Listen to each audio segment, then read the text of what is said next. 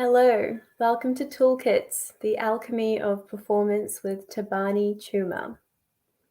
I acknowledge the Minjungbal people of the Bundjalung Nation as the traditional custodians of the land from which I am speaking from.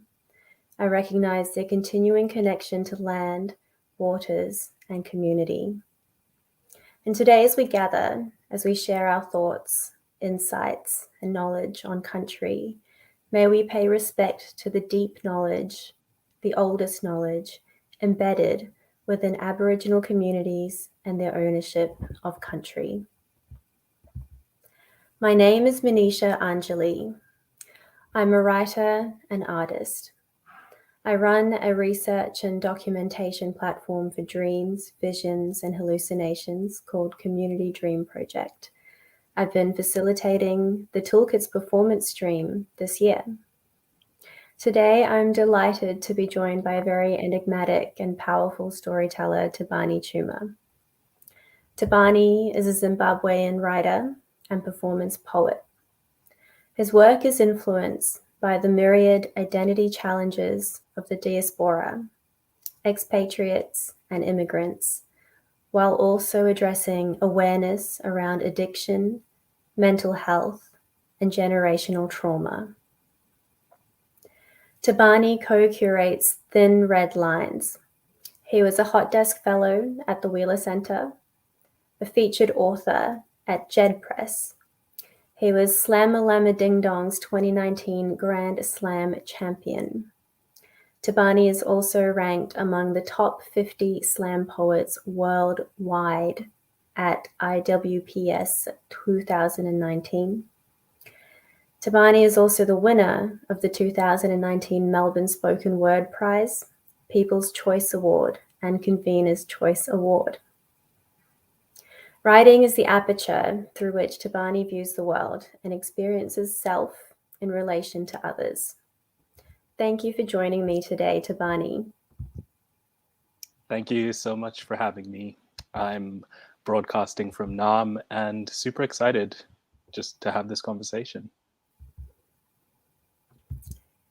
Me too. So a little bit of housekeeping before we begin. Just want to tell you all about Toolkits. Toolkits is a 12-week program for writers aged 30 and under to develop their practices in an online environment. Toolkits is run by Express Media, who have been around for over 30 years, developing and supporting young writers through workshops that develop skills, through opportunities for constructive feedback and publication, like VoiceWorks, and through awards and programs that recognize literary excellence. Over the next 2 months, we are presenting Season 2 of Toolkits Live for anyone to tune into each fortnight, with a focus on poetry, digital storytelling, and performance. So this session will be available on YouTube as a resource and will be captioned in the coming days. If you'd like to ask any questions, you can do so on Twitter using the hashtag EMToolkits or via the live chat section on YouTube. Today, Thabani and I are deep diving into the alchemy of performance, the alchemy of poetry. The theme of this session is derived from a line in Thabani's poem, Dear Addiction, in which he describes the alchemy of rewriting his own fable, which really struck me. Alchemy is the process of transmuting one thing into another. Alchemy seeks to achieve the transmutation of base metals into gold. Alchemy seeks universal cures for incurable diseases. Alchemy seeks the ability to live forever. It's a power or a process that changes or transforms something in a mysterious or magical way. So when a performer takes a stage, they enter a process of transmutation, but perhaps something is transmuted many times before it is performed. The inner world of a poet transmuted into writing, then transmuted into voice and into body, and into a series of unconscious and conscious gestures and sounds rendered into story for the world to absorb and to understand and to mimic and to recall and to live by. Today, as part of the Toolkits program, we position alchemy as a tool. And it is a crucial tool, particularly in this time while we're in the throes of global pandemic. There are creative acts you can perform within the realms of restriction and uncertainty. And we learn from performance because all life is a performance. And we learn from artists like Thabani, who alchemize darkness into light in front of our eyes. And in this moment in history, as many of us are in lockdown, we ask ourselves, how do we alchemize restriction into freedom? How do we alchemize claustrophobia into euphoria? Basically, what is the relationship between the impossible and the imagination? We begin by understanding that everyday life is a performance. Every act is a poem. Every breath is a new breath. And what makes alchemy so impressive is that it is supposed to be impossible. And it is precisely in the process of alchemy in which we grow and we flower. So in this session today, we look at how to be a magician, how to transform one thing into another, to take an image of a flower and turn it into a blue horse, to take a poem and turn it into theater, to take a shadow and turn it into a cloud. Now, I feel like Thabani works like a magician in this sense, with an ability to not only transmute his own life through creative acts of writing and performing, but to transform senses of the audiences who witness and participate in his craft and encourage them to engage in acts of transformation themselves. Thabani, how are you today? I'm okay. Been better, been worse, but happy to be here. I feel like this is the highlight of my day and something that I've been looking forward to so deeply and just so excited to kind of be a part of, to share with the people watching, to share with you. It's always a joy to talk about these things with you. It's a joy to have you here and to have the chance to experience your wisdoms. I thought perhaps we could start by having a look at No Strings, which you performed at the Melbourne Spoken Word Prize in 2019. All right, let's have a look.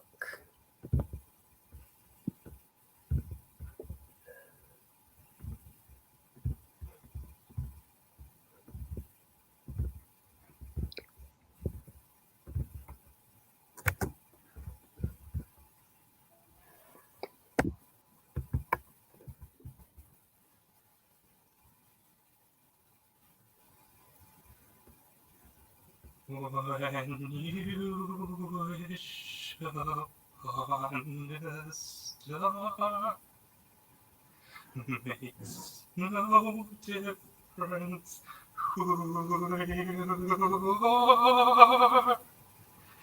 Anything your heart desires will come to you.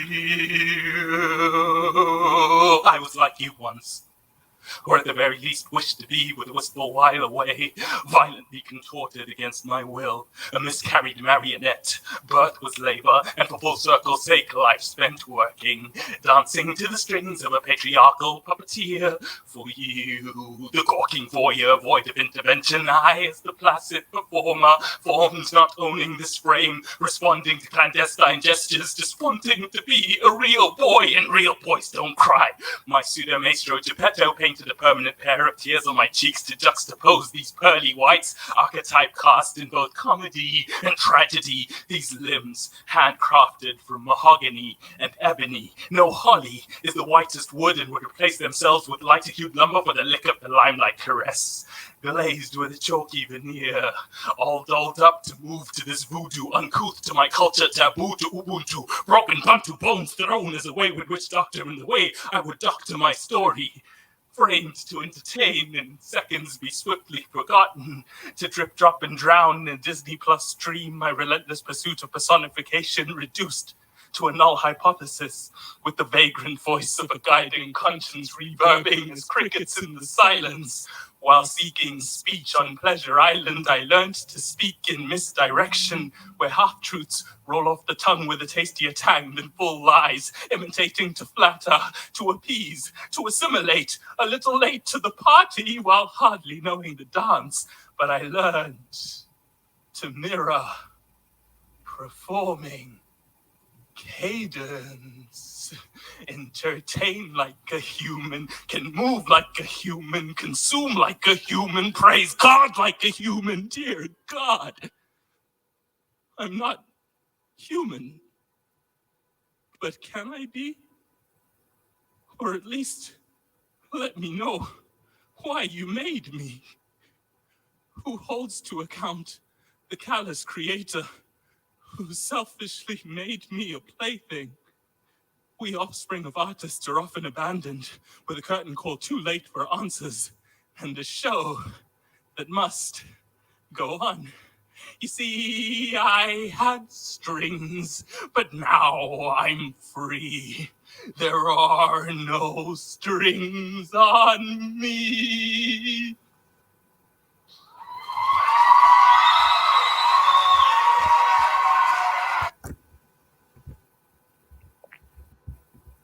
Incredible. So weird to watch yourself.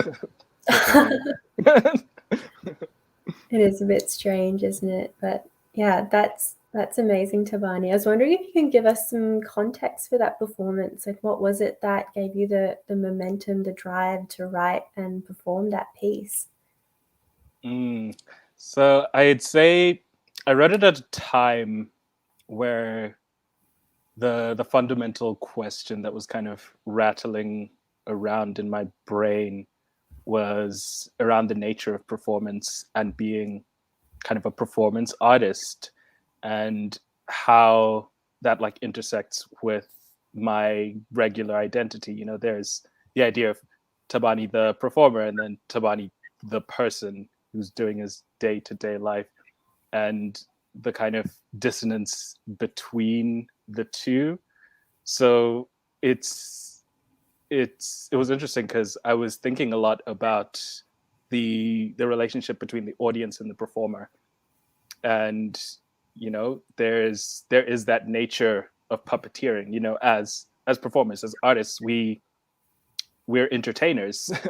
And that role of the entertainer has, you know, ties into like the jester role and the marionette. It's like we aren't, it removes us from that sense of agency as artists. It's like our only kind of reason to be is to entertain the audience. And it's like I wrote the piece against that, kind of saying that I don't want to perform for you. I don't want to write for you. I don't want to, you know, create poems for you. They're ultimately for me. And then the relationship that I want to kind of create with the audience is one where I'm offering the performance as a gift to you. You know, it's something that I'm sharing with the audience rather than something that's expected of me to give.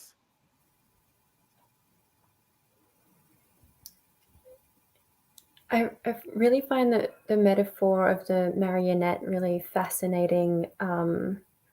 When we think about the jester role that you mentioned, and the humanity being removed when you are that entertainer or just there for entertainment's purpose only, and then there's the marionette character who's like striving for humanity and wanting to transmute into a sense of realness and having agency and self-determination. Yeah, I was also curious about what you said about the real Thabani and the performer Thabani. I'd love for you to talk more about the dissonance or the dichotomy that you described. So I feel like with watching a performance like this, it takes on a quality of possession almost. And I'm sure it's not the first time that you've heard something like that, but what is it that allows the real, the everyday Thabani to transform into what we see on stage? Yeah, I see, like, ultimately, at the most fundamental level, they're the same person. You know, I love the superhero analogy, where it's like I have this alter ego that is ready for the performance and ready to, you know, don the superhero role when it's necessary and in the context of where heroics are needed. But on the day to day, you know, I just kind of exist as myself, and you know, neither is less or more of me. They just kind of happen to be contextual performances that I give, which kind of goes back to what you were saying about like all life is ultimately performance. It's like we play different roles depending on different scenarios. What I found was, because I was spending so much time in the performer role, it became difficult to kind of relate to my regular day-to-day life. And like in terms of relationship, like a lot of people that I was meeting and interacting with was through performance and through poetry events. So they only knew this performer side of me. So it felt like there was a leaning more towards the performer side of me being the real me, as opposed to, you know, my day-to-day self being the real me, when ultimately, like, it's all me, just in different scenes. Like some feedback that I got once was someone told me that they loved the characters that I put on when I'm performing, and that like took me aback. I was like, what do you mean? They aren't characters. It's always me. Like I'm always the character. I'm always, well, not always, but most of the times I'm the protagonist of the story, unless, you know, it's deliberately written where I'm taking on a persona. But 9 times out of 10, you know, the persona is me. So it's always interesting to see how we're perceived versus how we perceive ourselves, and what performance and being a performing artist can do to kind of blending that line.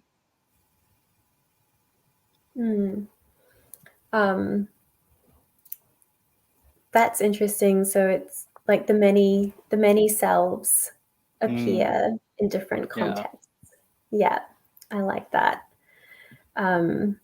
I can imagine it would be confusing for audiences or for people who know one or two versions of you to all of it suddenly see another one that's completely different from anything you've known and get thrown a bit. But I think it makes for such compelling storytelling when you are able to access such different versions of yourself or different emotions and be able to cultivate them in the way that you do it. And I'm quite struck by, I mean, your performances are so well known for their theatrical and enchanting delivery. I was curious as to how you cultivate these elements of your performance style in terms of your cadence and rhythm, expressive gestures. Like, how do you decorate your performing self? Does it change from poem to poem, or yeah, what's your process with that? A lot of the times I have a plan, and then the plan goes out the window on stage. which is what happened with this particular piece. I had completely different physical choreography that I had planned for it. And then when I was on stage, it was so difficult to remember the lines, remember the choreography, remember to breathe, that they all kind of just melted into each other. And there's a part in the poem where like I deliberately had to slow down my delivery, like really, really slow, because I was running out of breath. Like I was struggling to breathe on stage. And I was like, if I keep going with the same rhythm, I'm going to faint on stage. And then I had to like draw it back. But I found that worked with the part of the poem that, you know, it came up with. So, you know, a lot of it happens organically on stage, but, you know, I don't say that as if there's some mysticism behind it. It's knowing those fundamentals of performance and knowing those things about breath and about stage presence. It's, you know, that theoretical knowledge informs me to be able to make decisions on the fly. So it's not entirely improvised, but a lot of it is workshopped on the spot, which is why I really liked going to open mics back when we could, because that would be a nice place to kind of get a feel of the physicality of a piece. Because a lot of the times I just have, you know, I have the words and I have the rhythm that I intend. But my intended rhythm it's oftentimes different from the reality and the delivery that'll happen on stage, and it's almost impossible to kind of replicate the conditions of a stage performance, and the pressure and the lights and the audience and the ambiance. So open mics were always a good space for me to go and kind of like trial pieces out and see what they feel like on stage and see what they feel like in person and see what the tangible elements that I can kind of tweak and turn. So that's how I'd usually do it. Like I'll write a piece, have my intended rhythm, test it out at an open mic, do more editing and refining, and then that's the final-ish piece. Then I'll take that to a competitive stage or a feature stage, and there'll be edits that happen on the fly there as well, which makes it interesting with all my pieces because none of them are what they started out as. Every performance kind of transmutes it a little more. And it's interesting to kind of go back to see older performances and see how I'm doing the same pieces now and just like look at the differences and be like, oh, that stayed, that went, oh, I'm doing that completely differently. And just how the pieces, they're alive constantly and they're always changing and always moving. It's one of the things I love most about performance poetry is how dynamic each piece can be.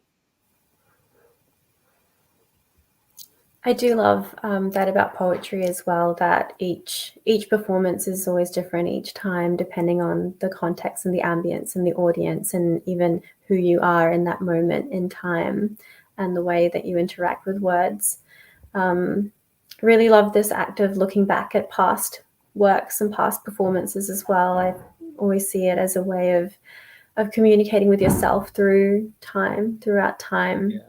Yeah. And yeah, as you say, the words do take on a life of their own. And I think this is what really separates even though you may do the same poem over and over, the words evolve and have a life of their own. That's what makes it sort of different from other kinds of performances, like perhaps acting, where it may be the same script over and over. But yeah, there is something, a kind of energy that works with place when it comes to performance poetry. Yeah. Definitely. I'm curious about, in this poem, No String, like you're able to cultivate so much emotion on cue, would you put that towards something that happens on the fly, or the theoretical knowledge that you have, or just a combination of both coming together?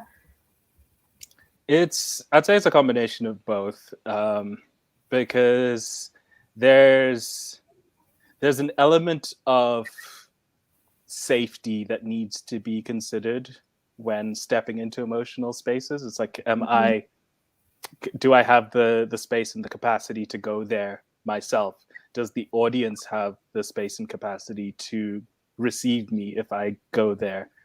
So I feel like that's something that I'm always cognizant of, and it's a lot easier for me to step into pieces where the kind of core emotional idea or the core emotional theme is something that I've fully processed to a large degree.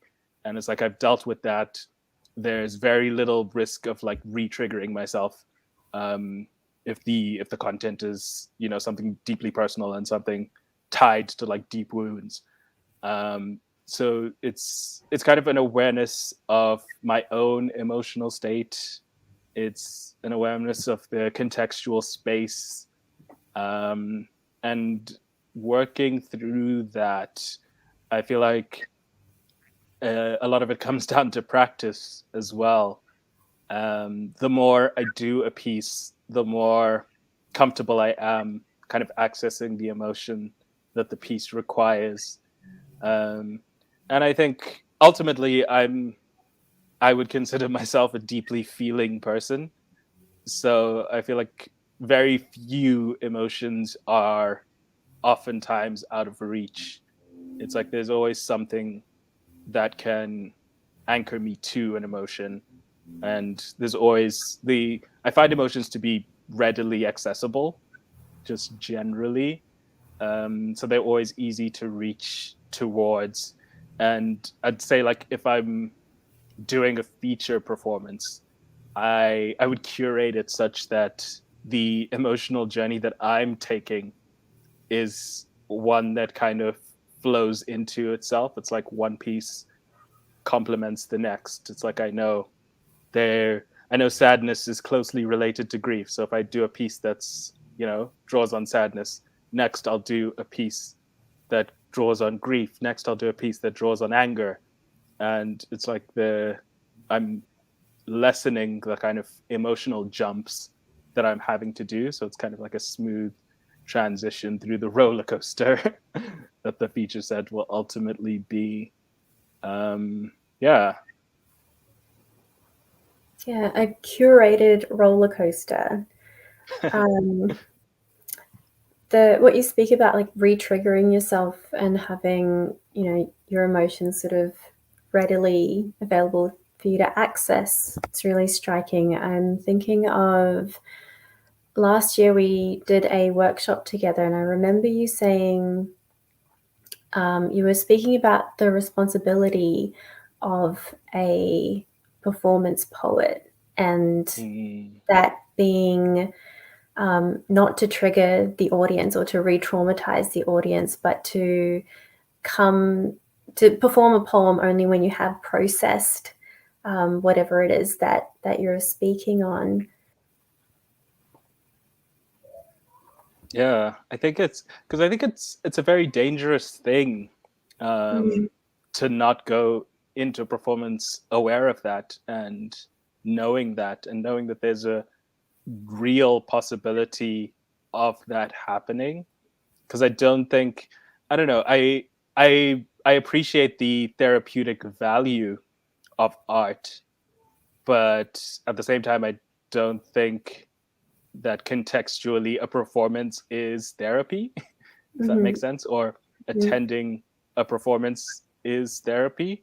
So there should be a level of wariness around what it is that we're giving the audience and their capacity to receive, and if they are able to.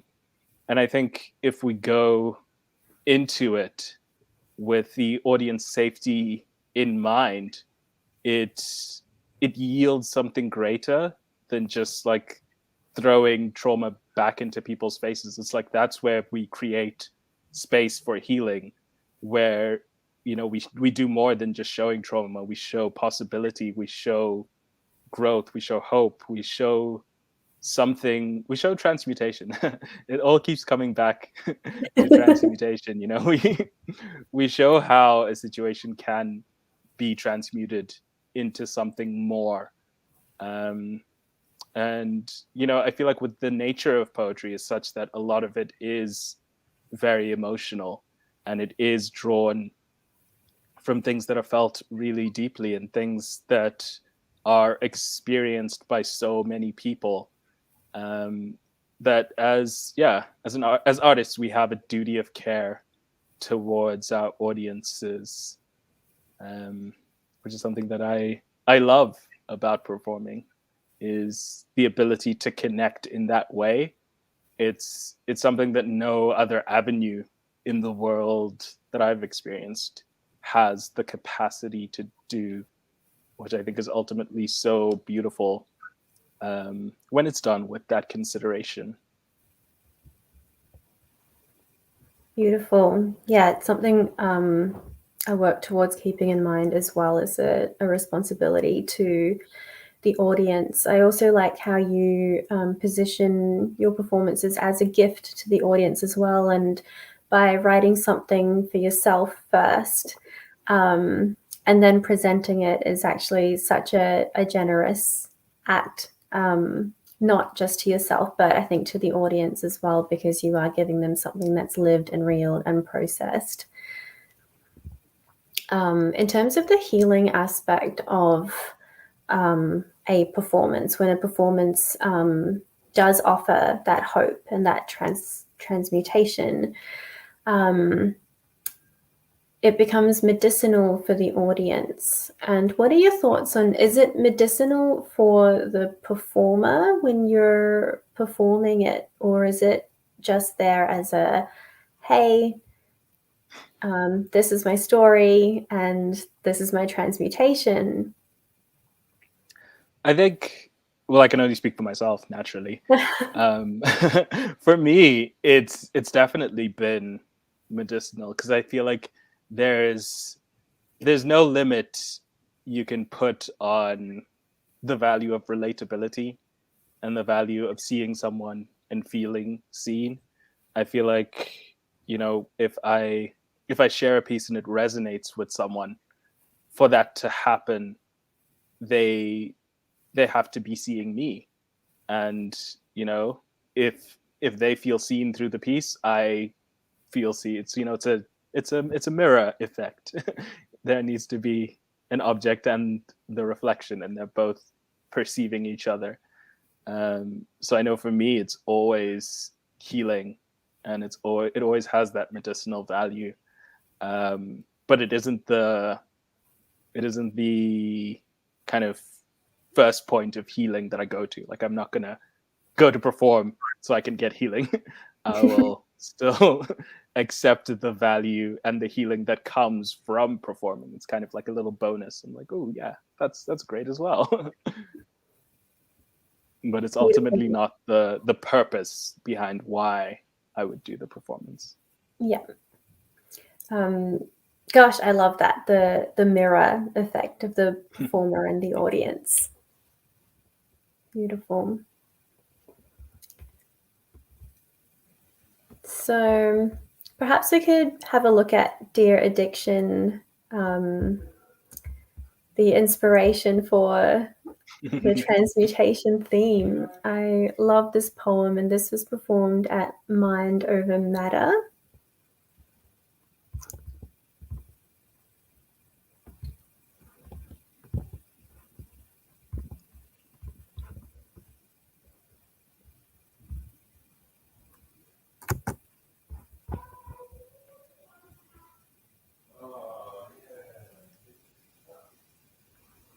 I thought I should write a piece for you, transcribe a piece of me for you, in the hopes that you would cease to be that sense of peace I never knew.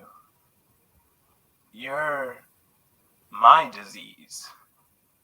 So when you said you'd never leave me, I should have believed you.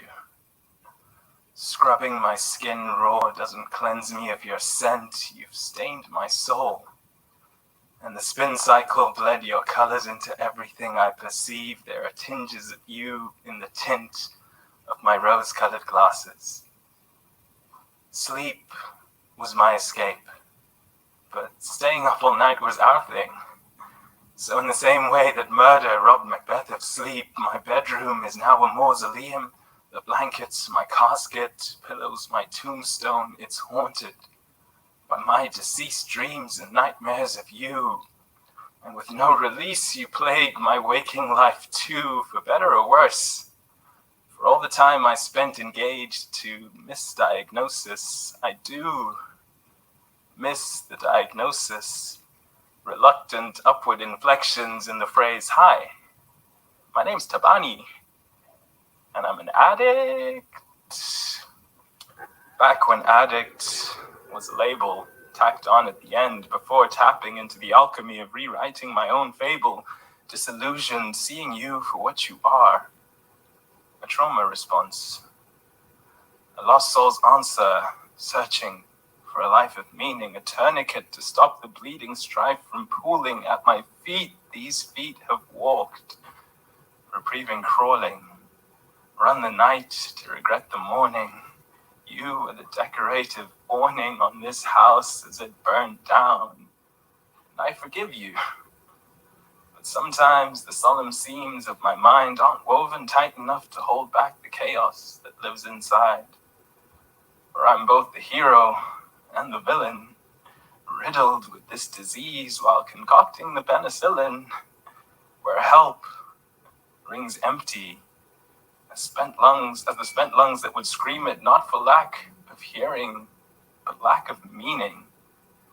Broken heart pieces won't do to be moved on the chessboard of unresolved emotions. Uncharted oceans of fear and self-loathing marooned on the island of my guilt. Deserted on this island we built. Yet to stay here, my soul would be killed. So instead, I wrote this piece for you, transcribed a small piece of me for you, in the hopes that you would cease to be, and I could find my peace in you.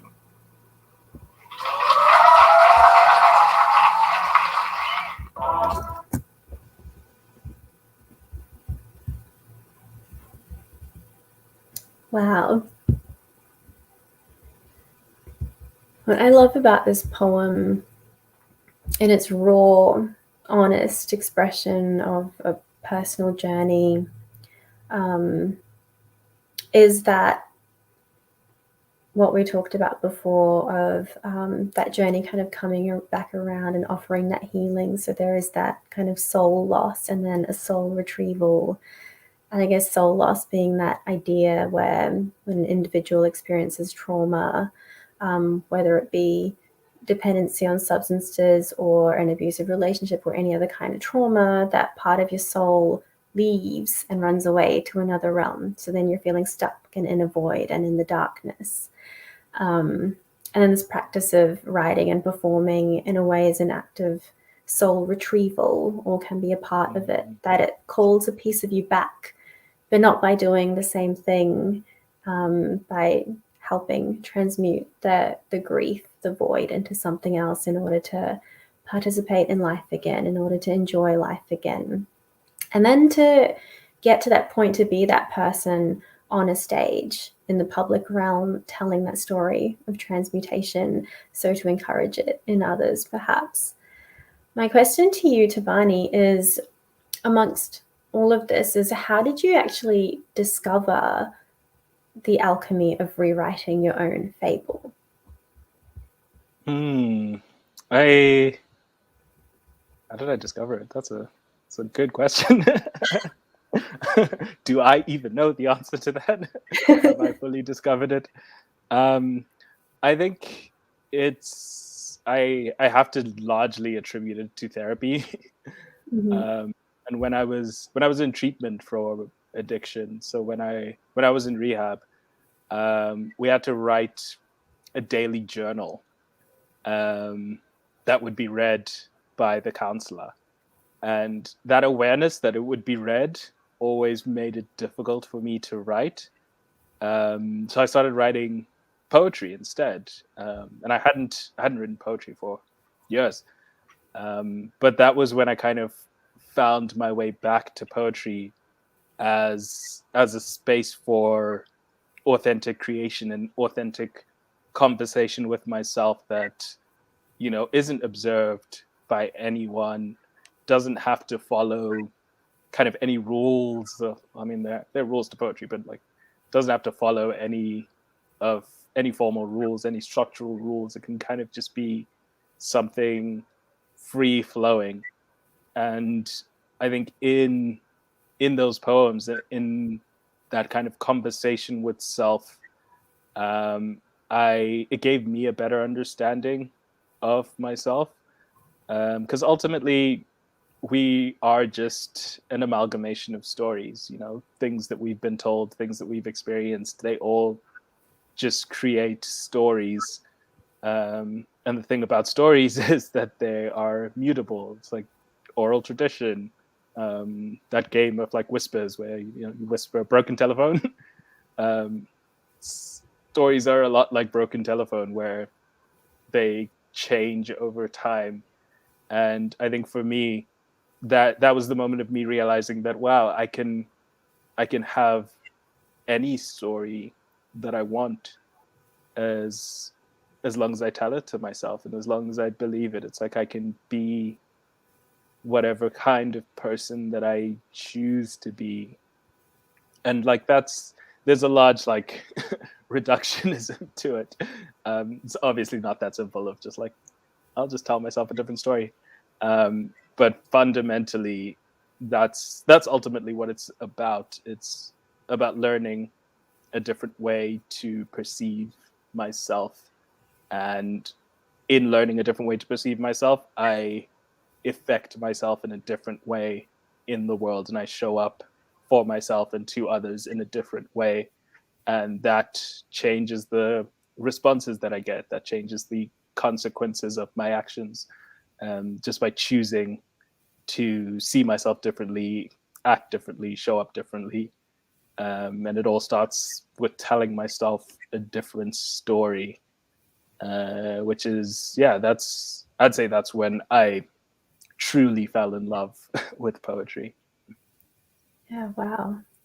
Thank you. Telling yourself a different story. There's so much power in that. Like I just love how you position your own life as a fable, as a story that can be transmuted and changed. And in this poem, it's like it's a story within a story. And I actually love how in a few of your other poems, your poems are quite meta. They're conscious and self-aware that they are poems. You often describe the act of writing or of composing or of the nature of words like flowing in and out of you. It's as if the skeleton of the poem is exposed, yet every poem is so polished and so deliberate. And it makes for such a compelling experience. As an audience member, it is so generous to share in the process. So we feel like we're a part of that process of composition when you reveal the process in that way. Is it your intention to factor in the audience in that way as well, by revealing how you write something as part of the whole poem? I think, it's so fascinating. It hasn't always been, but I feel like it became that, because I feel like for me, art in general is about conversation, and it's in conversation with the artist, with the audience, with the art form, with the medium. There's all these different layers of conversations. That's why it's like difficult to separate the art from the artist, because it's like the artist is in conversation with their art, and they're in conversation with the audience, and like we're all they're all talking to each other. And it's, for me, I see and I guess it makes it easier for me to write this way, is to see my poems as alive and see them as things that I'm conversing with, and things that I'm taking apart and putting together, but still things that are part of me. It's like and it's kind of like the performer versus regular self-identity. It's like they're not separate, but they can be held separately in necessary contexts. And I feel like that layer of having, a sense of meta-ness to the poem is, for me, a sense of giving the poem a bit of agency. It's not just the poem, but it's also something that's aware of itself. It's aware of you reading it. It's aware of me performing it. It's like it brings it into the conversation a little more. And I guess I just like any kind of media that has that effect. That's like makes us aware that it's not something separate that we're engaging with. It's something real, something alive, something tangible that we get to be in conversation with.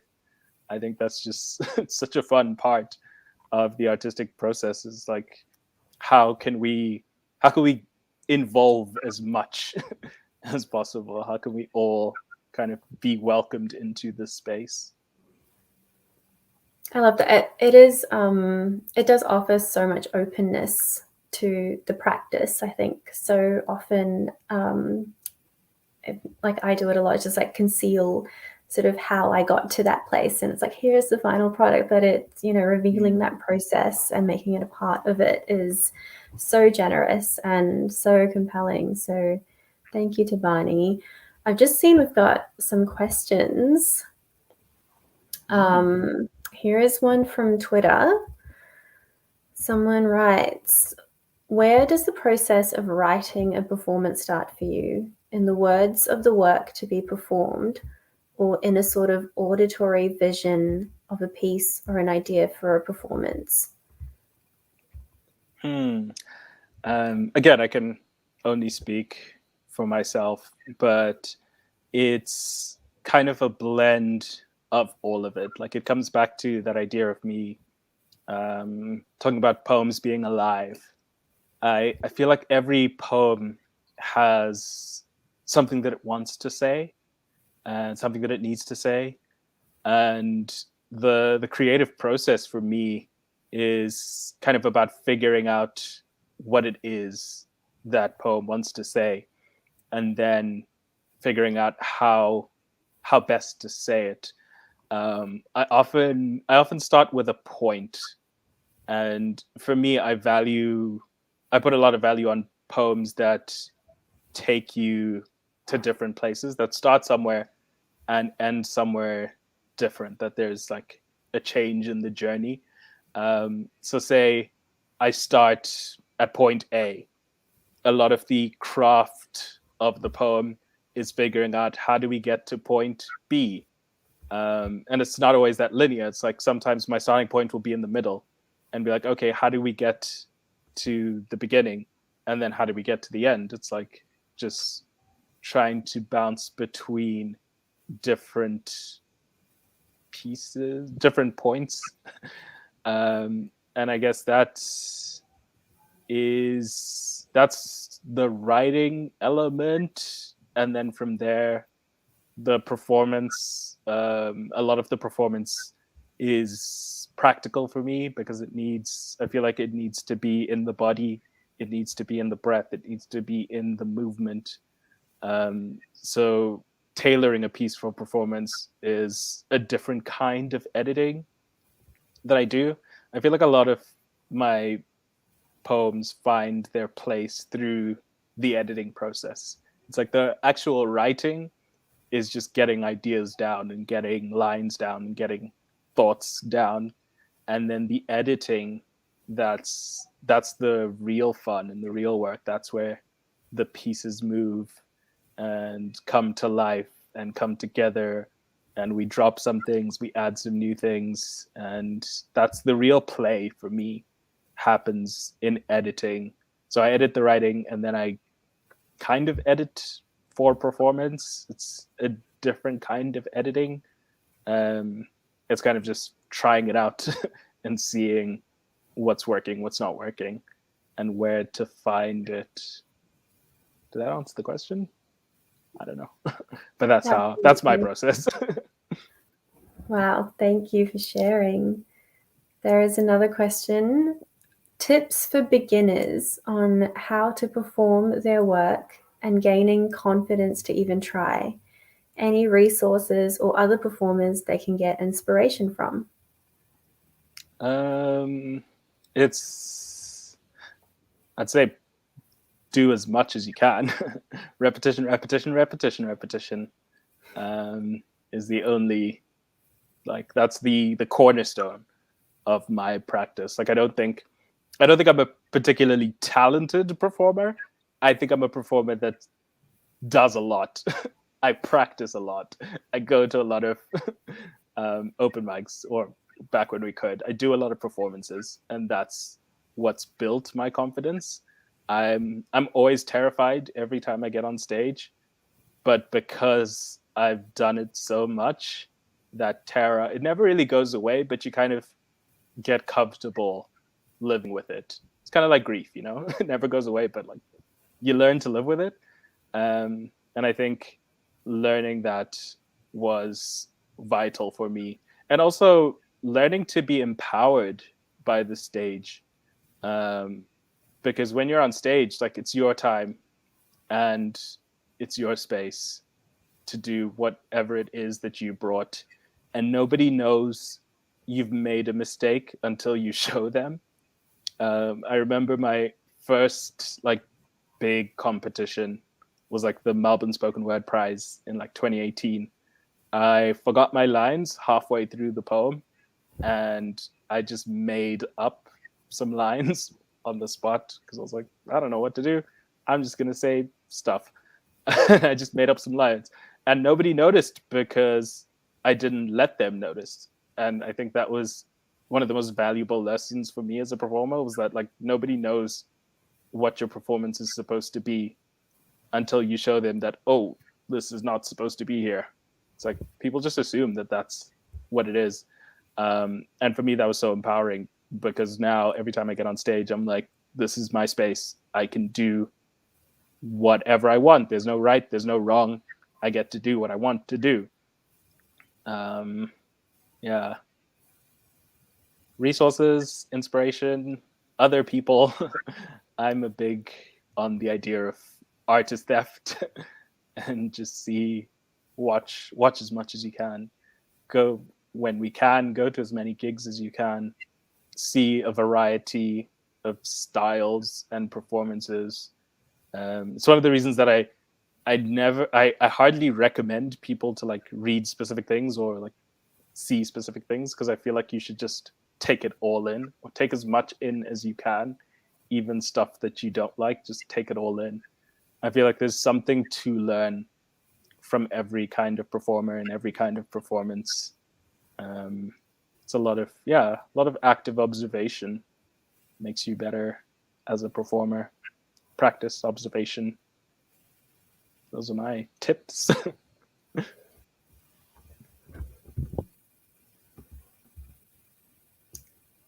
One more question. How can someone go about finding their performance voice? And is this different from your or their poetic voice? It's an interesting question, the idea of voice, because I don't think it's something I fully understand.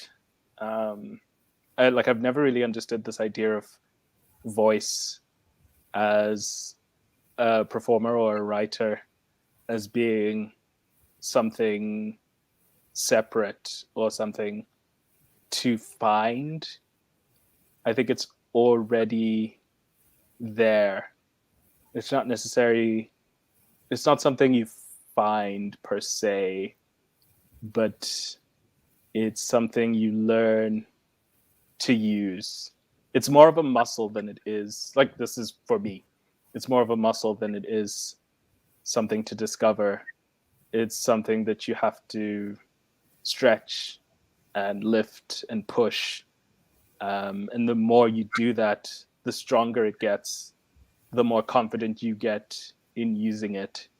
And, you know, the more it's felt and heard, it becomes a very semantic conversation of like style and voice. And, you know, there's common styles, but styles aren't necessarily voices. But in trying different styles, that's part of the work of strengthening your voice. So I would say try different styles. Try find something that resonates authentically with you and work in and with that. And it gets stronger. I think it's the same. I think poetic voice, performance voice, writing voice, all kinds of, you know, voice for me are the same. Just a muscle that you just gotta work at. Wow, thank you, Thabani. So many wisdoms shared with us in such a short period of time. We are so, so lucky. Let's wrap up this session. I do feel like we could talk about this forever. All night long. Yeah. Well, thank you so much, Thabani, for sharing what you have about your writing and performance practice. For everyone that's tuned in, I implore you to check out more of Thabani's performances and writing. And for those of you at home looking to expand your performance practice, I encourage you to put alchemy and transmutation in your box of tools, along with breath, along with rhythm, along with repetition, practice, and along with a sincere and conscientious intention as a performer, and a performer who is responsible and has a duty of care to the audience. Gosh, learned so much, Thabani. Oh, shucks. Thank you so much for having, like you said, could do this all night. Mm-hmm. So a reminder to everyone that this session will be available on YouTube as a resource, and it will be captioned in the coming days if you'd like to revisit any of tonight's conversation later on. Coming up on Monday, 11 October at 6 p.m. Australian Eastern Standard Time, our digital storytelling facilitator, Rory Green, will be joined by Catherine Gledhill-Tucker for the next Toolkits Live, Immaterial Ethics. You can tune in on the Express Media YouTube page. Thank you for your questions, everyone, and thank you for joining us today. I hope you enjoy the rest of your evening.